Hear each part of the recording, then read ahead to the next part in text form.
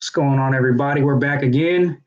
Welcome to the Grown Man Sessions. I'm your host, Timothy Rhyme. On this podcast, we're here to empower young men for generations to come.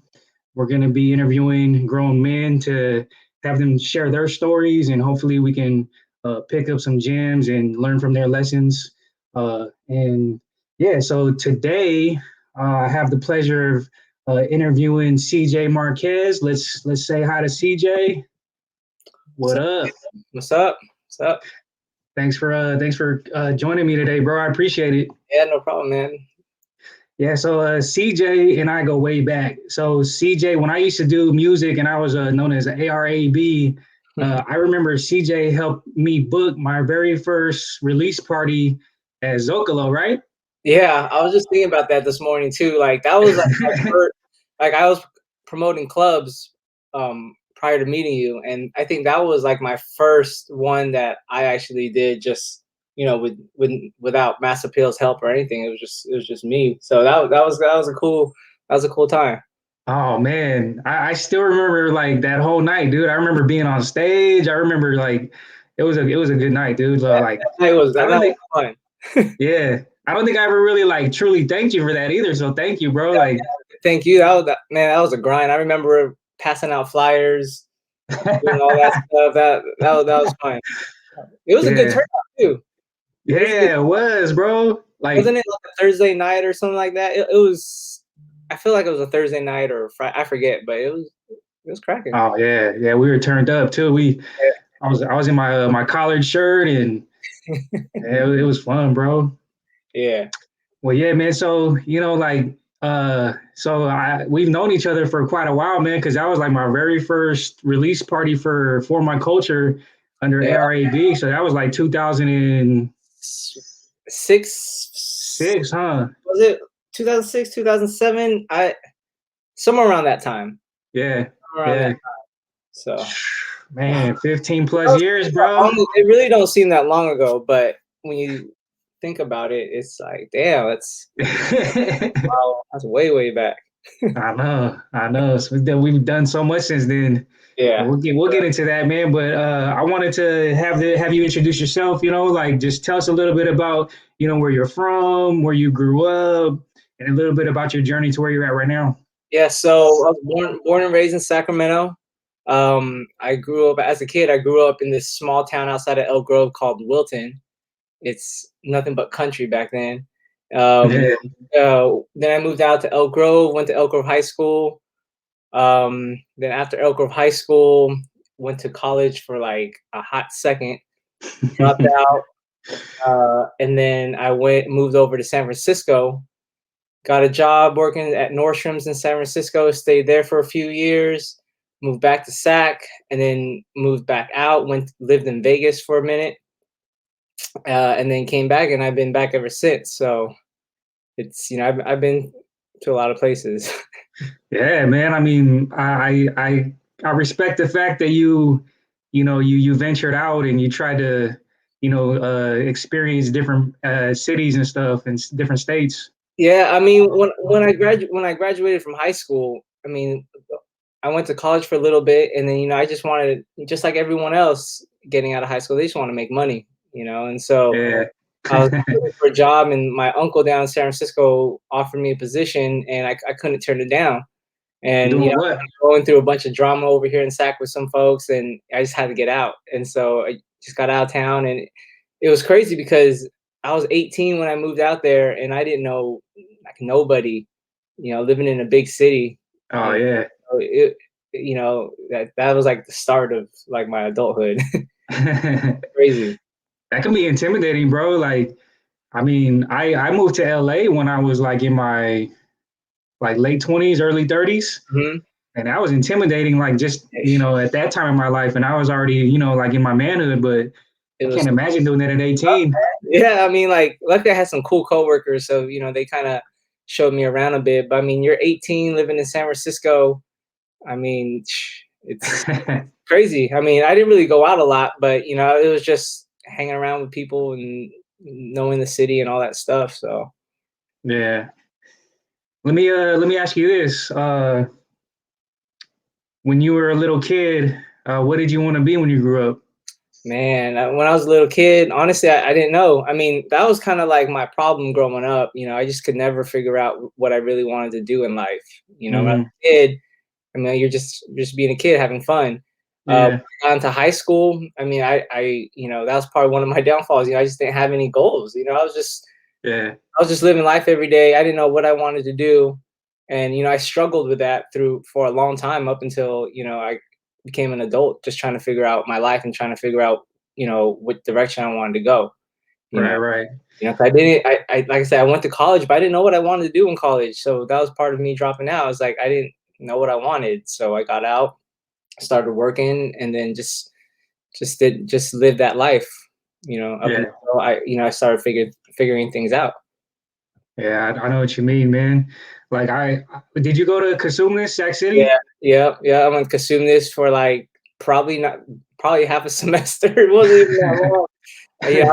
I thought I wanted to get into like radio and do some type of like communication stuff, but that didn't really pan out. Yeah, I know what you mean, man. Like, I went to Casumas, and I just took the BS classes just so I could get, the aid, Yeah, like yeah, collecting the student loan aid. yeah. And then that's all I was really doing it for, so I could just go out and just spend it and blow it on nonsense. Exactly. And that was the thing. Like we just at that time. I mean, what year did you go to college?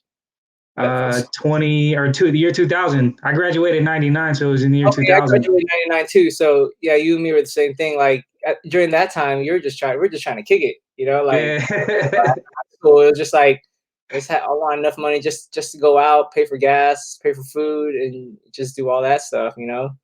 Yeah. I mean, it was fun, man, but looking back, I'm like, man, I wasted so much money and time. Right, man. Yeah. Looking back at it now, it's like, damn. All you had to do was just go to college, just for a little bit, get that degree, and you'd have been good. I know. I You don't really know. you don't really think about that.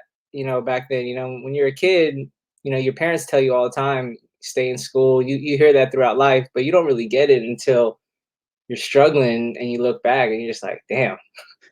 I mean, for me, like I always tell myself, like, had I had like more guidance or more support to push me to go to school or to like be more, I always tell myself that I would have made different decisions. But I mean, what do you think might have like made you want to like choose a different path at that time? I mean, my parents have always been pretty supportive, but I'm the firstborn, only kid, only boy. So yeah, at that time, I mean, they tell me, but they didn't really force it. They didn't really enforce it on me. Not like they did with my sisters. Like both my sisters, they're fine. They and did all that stuff. It's no Yeah. problem. I was kind of like the guinea pig, so I was, they didn't really push me as much. You know, Yeah. and, that was just. I think that was the thing. I think if my parents were to be a little bit on me and actually forced me to go to school, then things would have been different. But I mean, at that time, the only person that I would listen to was myself. So Yeah. that was the tough part. Do you think if like, if you're, you had certain friends or if you had like older males outside of your family that were kind of pushing you think that would have helped at that time? Maybe. I mean, a lot of my friends, we were all just hanging out. We Yeah, same here. were all doing the same thing. No one, not. I mean, I had maybe a couple friends that were going to college at that time. But majority of us were just working and no school. So maybe Yeah. maybe if I had more friend influence. I don't know. I mean, that time, that era was a little bit different, just because it wasn't the people I was hanging out with. We just want to have fun. Like I don't know. I mean, maybe if I was in a different crowd, I don't know, but Yeah. I was probably caught up in a different lifestyle back then. Yeah, same here, bro. I mean, I always tell my wife, like I value like all of my experiences and the relationships and the things that I learned along the way. I just sometimes wish that I didn't have to learn them in that way. You know what I Yeah, mean? yeah. I made a lot of mistakes, especially when I was living in San Francisco. I got kicked out of my uncle's house because he thought I was smoking in his house, but I wasn't. For real, it wasn't me. It was someone else. But uh, Oh, damn. I got blamed for it, and I got kicked out. And in San Francisco, I was probably 19 years old at the time, and I didn't know, I didn't have anyone, and I was kind of living from house to house, living with coworkers. I Oh had wow. a homie that was living out there in San Francisco, and he was nice enough for me to just sleep on his couch. He was going to school, uh, him and a couple other dudes, and now looking back, and I felt bad, man, because like I was just like freeloading because I didn't have nothing. Man. I was broke. I felt bad, but I didn't have nowhere to go. Like I really had nowhere to go. I was living out in my car, and then Oh wow. I found out my cousin was living out there, and he took me in, and things changed from there. But I mean, yeah, man, I feel bad because I was being a bad friend, just. But I mean, you got you're just trying to survive, man. Like it was tough. Yeah. You don't Yeah. really think about that back then. I mean, I didn't know how to apologize or speak up for those type of situations. I kind of just let it be. Yeah. So, Yeah. but you learn from those things. That's what makes you a better person. For sure. And I mean, it's kind of like a blessing the fact that you had somebody to lean on like that. You know what I mean? Yeah, yeah. Yeah. It's tough times, man. That was rough. Yeah, I know what you mean, bro. Like I got kicked out of my mom's house when I was like 17 for smoking weed, Yeah, and I think I had just graduated from high school. Yeah, because I graduated at 17. I got kicked out, so I ended up staying with my friend. Um, I had to get a job. I was trying to do the school thing, wasn't really taking that serious. But yeah, dude, I mean, I was just messing around. Like I was partying nonstop. Like, huh? 17 being kicked out of the houses. That's hard.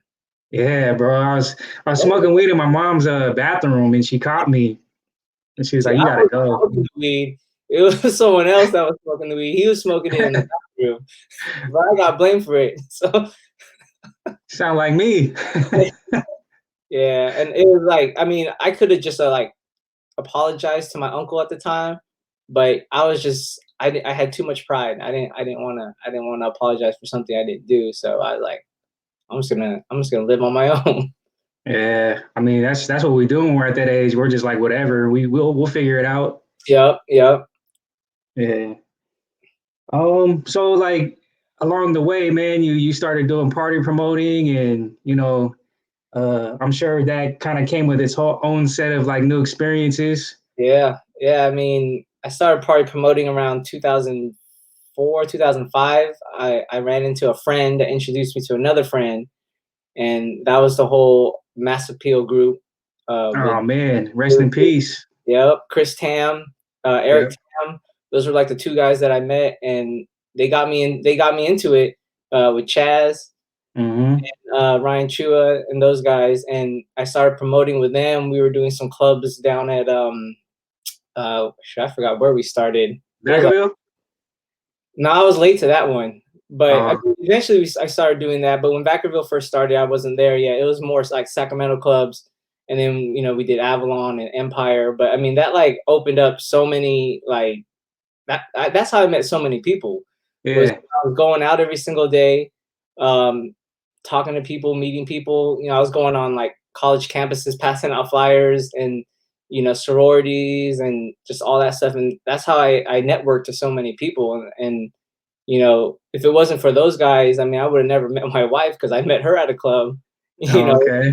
that was just that whole life. Those 3-4 years I was promoting or whatever, man, it changed a lot of things, but it also set me back. I mean, it was just like going out partying every day. I mean, it Yeah.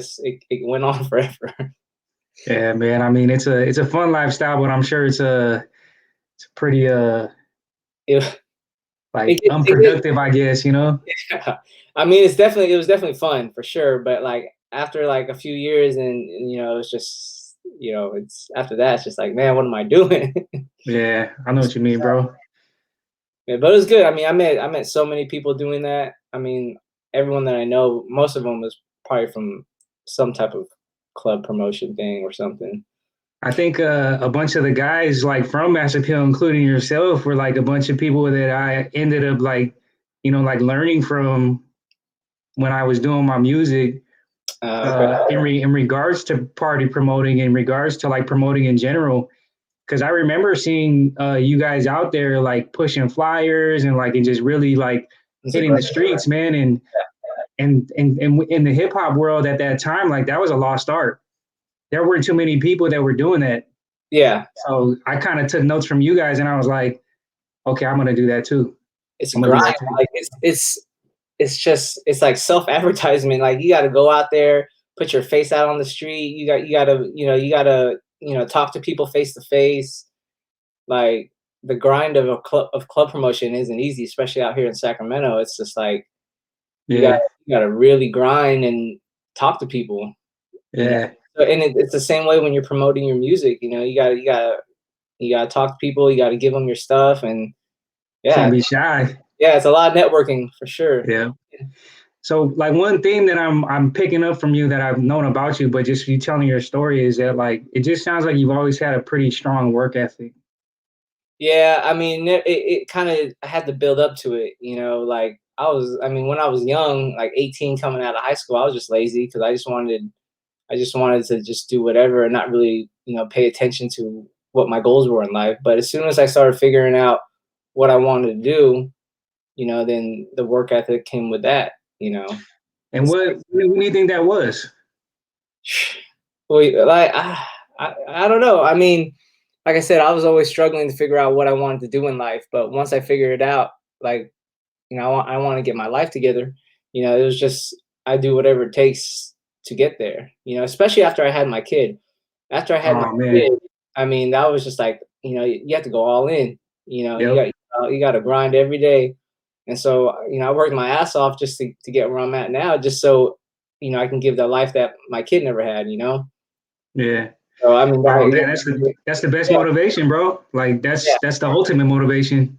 yeah, for sure. Because I mean, I don't want my kid going through the struggles that I had. So, Yeah. everything now is just I gotta better myself, for him.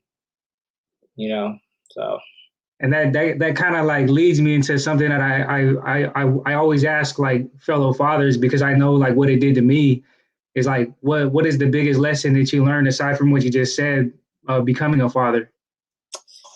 man, there's so much. I don't know if I can just say it's one, but Yeah. just God, it just having my son see the world in a different way that I did. Like he has kids have it so easy. And when I was a kid, I wanted everything, and I never had much when I was a kid. But now that my kid is here, like he has everything. Like he doesn't have to like, anything. I was like, I never had that. I never had all the toys he had.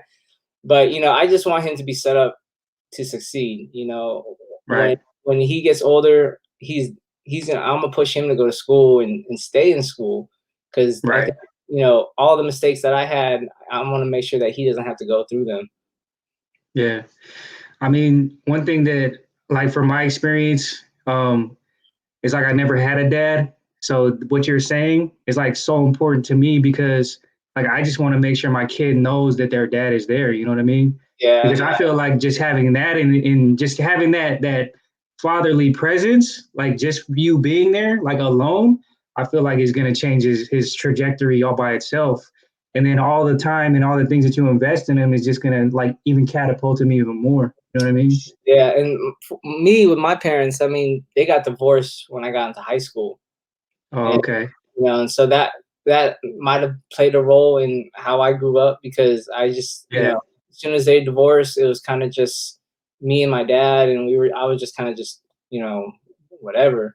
So I Mm, always think about that with my kid too. I don't want him to grow up without having two parents because it's yeah. hard. You know, Yeah. I can't. So whenever I put myself in a situation, if I'm going out, I try not to do anything dumb anymore because I don't want to risk not being there for my son. Oh yeah, for sure, bro. I know exactly what you mean. I don't even go out anymore because I don't want any drama. You know what I mean? Like, It takes one mistake, and yep, that's it. So I try my best not to get caught up in that anymore. yeah. Even though it's very alluring sometimes. Yeah, I mean, I still go out, but it's dumbed down like 95%.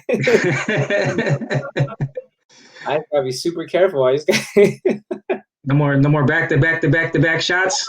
nah. We're coming home at 4 in the morning. Oh yeah, Yeah, I feel you, bro. yeah. Um, So we've kind of covered a few like challenging times along your journey. I'm just curious, like if you could go back from what you know now, if you could go back and talk to the CJ that got kicked out of your uncle's, or talk to the CJ that was like just messing around and goofing off, like what would you tell him now? Man, just go back to stay in school, you Stay in know, school. stay in school or just, you're not, you know, you're only going to listen to yourself, So, I mean, the best thing to do is just you got to make smarter decisions. Be careful who you hang out with.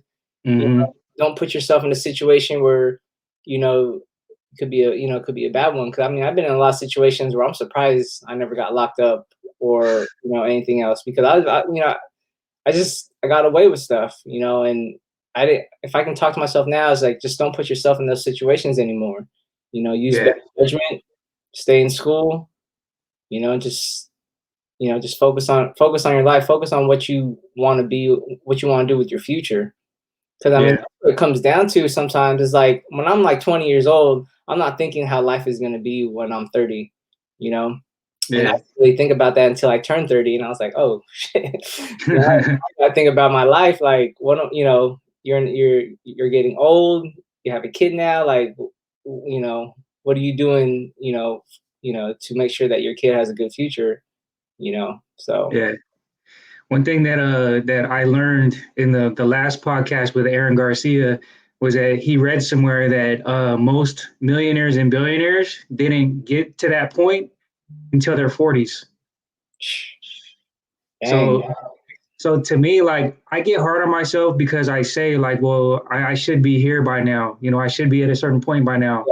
But I'm gradually working. I'm moving forward, and I should just remind myself that like, you know what, that's a good thing. And then I'll get there. as long as you're moving forward. I mean, You know? yeah, I mean, I'm hard on myself too because like, damn, I should be doing this in my life right now because I'm turning Yeah, 40 this year, so it's like, I try to like measure it to like where I should be, but I mean, I'm making progress. I'm way better now than I was, even like 5 years ago, yep, so I mean, it's gradual, progress. for sure, bro. And I think that's like the most important thing that like I've learned in the recent past is that even if it's just baby steps, even if it's just small steps that you're moving towards something, your goal or whatever you're working towards, Yeah, it's progress. And you gotta pat yourself on the back, man, and you gotta count those small victories because they matter. You know what I mean? it do for real. Like as long as you're not taking any steps back, you're good.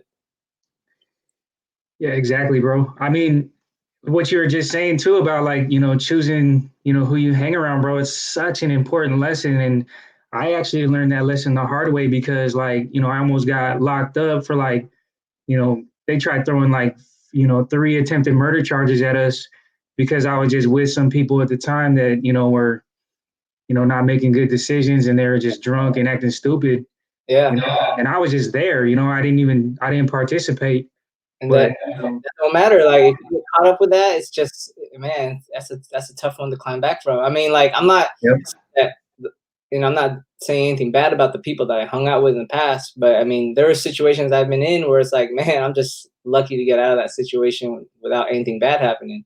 Because for I've been sure. around people that, if we were get pulled over or whatever, we would have got, we would have stuff on us that would got us in trouble. And Yeah. not putting yourself in that situation, that's it's hard to it's easier to say, but I mean, it's man, it's you gotta for the kids out there, you really gotta be smart with what you're doing. Can't be so loose with rolling the dice with your future, like Yeah, I know I was very careless, like you said, man, like just being around it, but I mean, I knew, like I knew what I was doing at the time, and I knew that there was risk involved, but I was like, I didn't care yeah, at the time, but that just stems from like other stuff that I was dealing with that I didn't know how to deal with. exactly. Yeah, I mean, that's the thing. Is like you just don't care. I mean, you knew what the consequences were, but you were just willing to take the risk. Like you thought Yep, that nothing was gonna happen. yep. But all it takes is just one mistake, and things would have been different. That's why I'm very grateful that like both of us are sitting here right now, bro. Man, for sure. Yeah, I know people that are locked up or not here anymore, and it's just Yep. just stuff happens, Yeah. and how the situation turns out. Yeah, man, that's why I'm very focused on living like a fulfilled and healthy and like in good life because I shouldn't be here right now, to be Yeah, quite honest with you, man. And that's what I want for everybody that I love and I care about. And that's why, we're doing this podcast, man, is that hopefully we can together, like, somebody stumbles upon this and says, man, like I can relate to what Tim and CJ are talking about and it's not worth it. I'm gonna stay home and not hang around this person tonight because all it takes is one night, man. It's so crazy. it does, and So every crazy. time you see it on TV, it's just someone just went out on the wrong day or whatever and made a mistake, or was just with someone on accident and stuff happens. Yeah. And but I mean, you can still like have fun and live your life, without certain situations. Like you can still do things and still hang out, but you just got to be a little more smarter. Yeah, that's it, bro. Just be smart, there's a difference in my opinion from being smart and then making smart choices. Yeah, for And sure. that just comes with a little bit of experience and a little bit of like just listening to people a little bit more that have been through it or people that care about you, that are trying to like guide you in the right way. Yeah, But so before we go, man, I just, I wanted to ask you specifically because like I know you're a dad, I know that you've been through a lot in your life. And I'm just curious, what does a grown man mean to you? What does being a grown man mean to you? man. Shoot, having goals in your life. Now that I'm older, now you're thinking about stuff, that you would never thought about when you were younger. Now you're thinking Yeah. about your career. You know, uh, you know, making sure that career lasts, and retirement. I mean, stuff like that. And you don't think about retirement when you're 20, but now Mhm. that you're about to be 40, you got to make sure you have the right career, and you got to start planning for that life. Later on. So for Yeah. me, just having your goals and your priorities straight, making sure that you know what that final step is in life. Yeah. No, I totally agree, man. And I mean, I really appreciate you sharing with us and, coming on and taking time away from your day to share your story, bro. So thank you. Is there any last words that you want to give to young fellas out there? And just for the youth, man, just have your priorities straight. Listen to your parents, listen to your folks. Give them the respect. Still do the things that you want to do, but do them responsibly. Hmm. Oh yeah, for sure, man. Well said, man. It's good chopping it up with you, bro. We gotta do this more often, Yeah, man. I like this, man. Thanks for the opportunity. For sure. Is there anything you want to plug before we go?